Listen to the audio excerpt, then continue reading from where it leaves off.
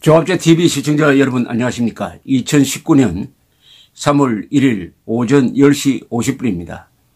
트럼프 대통령이 김정은과 만나서 역사적 합의를 이룰 것 같이 선전되었지만은 결과는 합의에 실패를 하고 트럼프 대통령이 빈손으로 그리고 김정은이는 뺨 맞은 얼굴로 각기 돌아가게 되었습니다.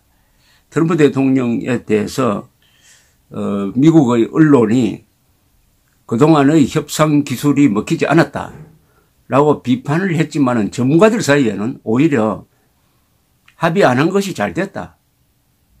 이번에 최악의 경우는 면한 것이다. 나쁜 합의보다는 합의 안 하는 것이 더 좋다 하는 입장입니다. 그러니까 언론의 비판과 전문가들의 의견이 다소 다릅니다. 저는 후자가 맞다고 봅니다.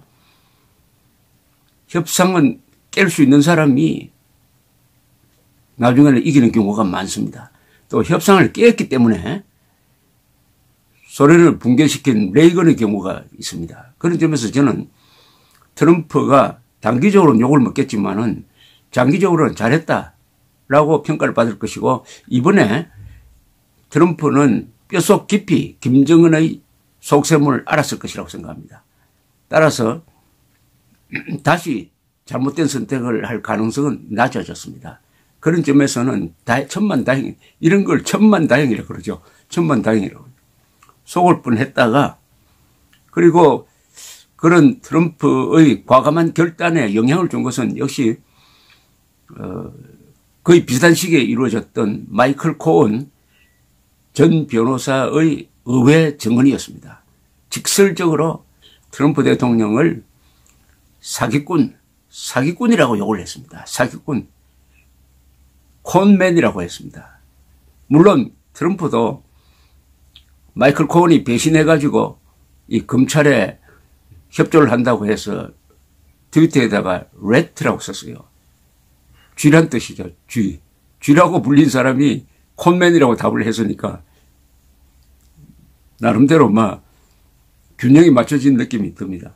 미국 언론의 이 비판을 정리를 하면은 이렇습니다. 뉴욕타임스는 트럼프 대통령이 국내 정치적 혼란 속에서 오랜 적대자와 협상할 수 있는 강력한 협상가로서의 면모를 내세우려 했지만은 정치적으로 큰 좌절을 맛보게 되었다. 이번 회담에서 북한과 너무나 상반된 입장을 서로 확인했기 때문에 이제는 진전이 쉽지 않을 것이다. 대충 미국의 언론이 그렇게 봅니다. 이번에 서로 잣대를 들이대서 키재기를 해보니까 너무나 차이가 크다. 이걸 메울 방법이 있겠느냐. 메울 방법이 있겠느냐. 요컨대 미국은 북한의 완전한 비핵화를 원한다. 그러나 북한은 영변 핵시설 떼어주고 나머지는 계속 가져가겠다. 핵보유국 입장을 유지하겠다. 그러니까 군축회담 정도로 가겠다. 그러나 북한은 핵폐기회담으로 가겠다. 미국은 핵폐기회담, 북한은 군축. 이러니까 이게 주파수가 맞지를 않는 거예요. 그동안에 문재인 정권이 들어서가지고 중간에서 억지로 맞추려고 했지만 이게 들통이 나버렸습니다. 들통이 나버렸습니다. 뉴욕타임스는 이번에 합의가 실패한 것은 북한이 영변 핵시설 이외에 다른 핵미사일 시설에 대한 미국의 해체 요구를 거부했기 때문이다. 이렇게 꼽았습니다.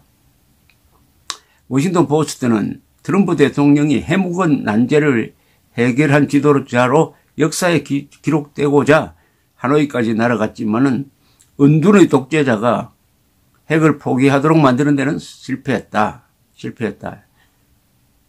1년 넘게 김정은과의 관계에 공을 들여온 트럼프 대통령에게는 큰 타격이라고 이렇게 해석을 했습니다.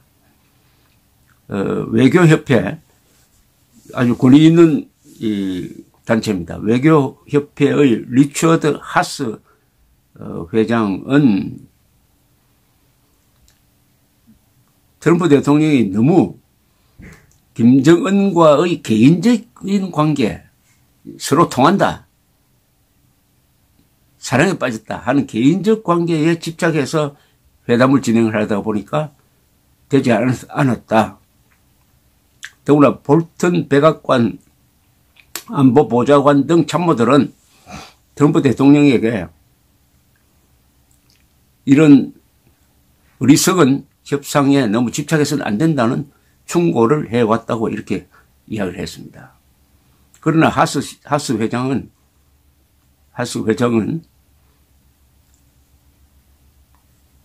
대통령 개인에게는 재앙이 될 수 있을지 모르지만은 미국의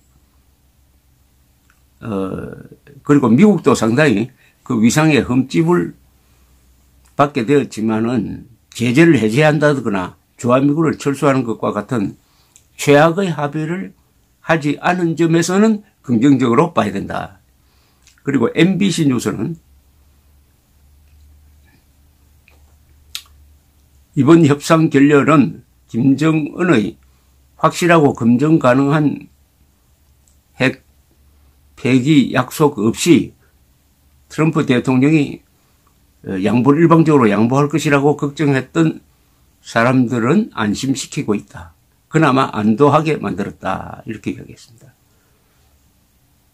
월스트리트 저널은 트럼프 대통령이 선호하는 탑다운 방식의 위험성을 여실히 보여주었다고 지적을 했습니다. 탑다운은 트럼프가 먼저 회담 갖겠다라고 가이드라인을 정하고 이 회담은 성공할 것이다 라고 이야기를 함으로써 아래 실무자들이 협상할 수 있는 여지를 좁혀준 이런 방식은 안 된다. 양측은 근본적으로 다른 거래 조건을 들고 합의가 이루어지길 바라면서 협상장에 들어왔는데 통상적으로 이 정도의 견해 차이는 실무 협상에서 조정이 되었어야 했다는 겁니다. 조정이 되었어요. 어떻게 회담장에서 이렇게 김정은 트럼프가 다른 이야기를 할 수 있었느냐.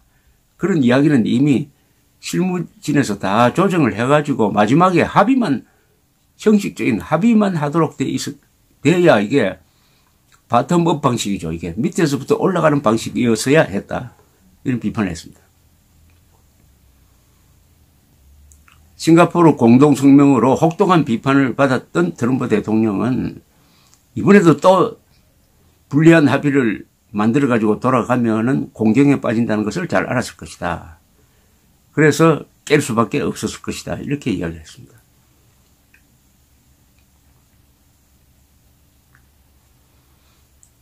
CNN은 궁지에 몰린 트럼프 대통령이 노벨 평화상에 대한 기대를 가지고 성공할 확률이 낮지만 기적을 바라는 마음으로 김정은을 만났지만 결국 성공하지 못했다. 그렇지만은 현상 유지는 할 수 있게 됐다. 현상 유지는 것은 북한이 핵 미사일 실험을 더 이상 안 한다는 것입니다. 그래서 이게 나쁜 합의보다는 이게 낫다. 이런 이야기를 했습니다. 그리고 트럼프 대통령이 한미 연합군사훈련 중단 발표, 과거 싱가포르 회담 직후에 충동적으로 발표한 그런 것은 하지 않았지만은 이번에도 김정은을 만나줌으로써 김정은의 위상을 높이는 데는 일조를 하고 말았다라고 했네요. 박스뉴스는 미국 헤리티지 재단의 제임스 J. 카라파노 부회장의 기고문을 통해서 하노이 정상회담이 승산도 손해도 없이 끝났다 이렇게 해석을 했습니다. 트럼프가 실질적인 비핵화 없이는 제재 해제를 해주지 않을 것이라는 원칙을 고수한 것은 잘했다고 봐야 된다라고 이야기를 했네요.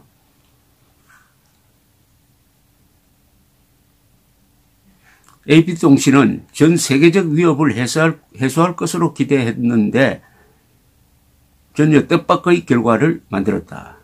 북한이 비밀리에 다른 비밀 우라늄 농축시설을 운영하는 것으로 알려진 가운데 영변만 다룬 합의를 해가지고는 미국이 너무 많은 것을 포기하게 된다 하는 비판적 의견도 소개를 하고 있습니다.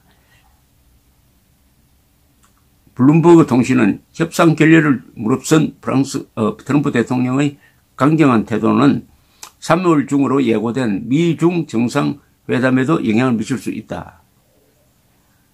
그러니까 미중 정상회담에서도 트럼프 대통령은 회담을 깰 수 있다라는 자세를 보여주면서 오히려 중국에 대해서는 강력한 입장을 취할 수 있게 되었다. 이렇게 봤습니다.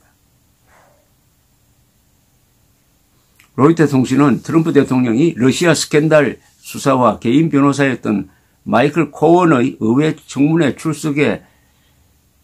출석으로 압박감을 느끼면서 하노이 회담에 참석했는데 이 회담 결렬은 트럼프식 협상 방법에 통하지 않는다는 사실을 증명을 했다라고 전했습니다. 전문가들이 말하는 나쁜 합의보다는 결렬이 좋다 하는 게 이게 정확한 표현 아닐까 이렇게 생각됩니다. 나쁜 합의보다는 결렬이 좋다. 모처럼 어제 트럼프 대통령이 아주 진지한 모습을 보여주었습니다. 나중에 설명을 할 때 과거와 같이 태도가 그렇게 우락부락하지도 않고 어떻게 보면 좀 담담하게 현실을 받아들이면서 정보를 많이 주었습니다. 또 어제. 그러면서 기자들에게도 과거처럼 그렇게 사납게 대하지 않고 어떻게 보면 고분고분하고 보는 사람에 따라서는 조금 힘이 빠졌다는 느낌을 받았을지 모르지만 그게 정상이죠. 김정은은 악당입니다. 악당과 거래를 하는 사람들은 주의해야 될 게 있습니다. 악당을 이용해가지고 내가 좀 출세를 하겠다든지 저 악당을 이용해가지고 내가 노벨 평화상을 받겠다든지 하는 순간 같은 악당이 되어버립니다. 바로 키신저가 그런 사람이 되었지 않습니까? 그리고 김대중 전 대통령도 김정일을 만나서 6.15 선언이라는 대한민국의 가슴에 대못을 박는 합의를 한 것 아니겠습니까? 이 악당과 하겠다고 나선 치고 성공한 사람이 없습니다. 다 비참한 운명을 맞았습니다. 김일성을 만난 이후에 사람이 바뀌어가지고 패가망신한 사람이 몇 사람 있습니다. 차우세스쿠, 루마니아의 차우세스쿠는 1970대 초에 김일성을 만나고 나서 김일성의 우상숭배 정책을 따라가다가 비참한 운명을 맞았습니다. 아프리카의 짐바브웨의 무가베도 1980대 초에 김일성을 만나가지고 그 주체사상을 고대로 가져와가지고 통치해서 먹다가 결국은 쫓겨나고 말았습니다. 시리아의 아사드, 지금 아사드 대통령의 아버지 아사드도 김일성 만나고 나서 사람 인격이 바뀌어버린 경우입니다. 트럼프도 그 악당의 말석에 있는 김정은을 상대로 해가지고 인기를 높이겠다고 순간부터 그 마음속에 마가 끼게 된 것입니다.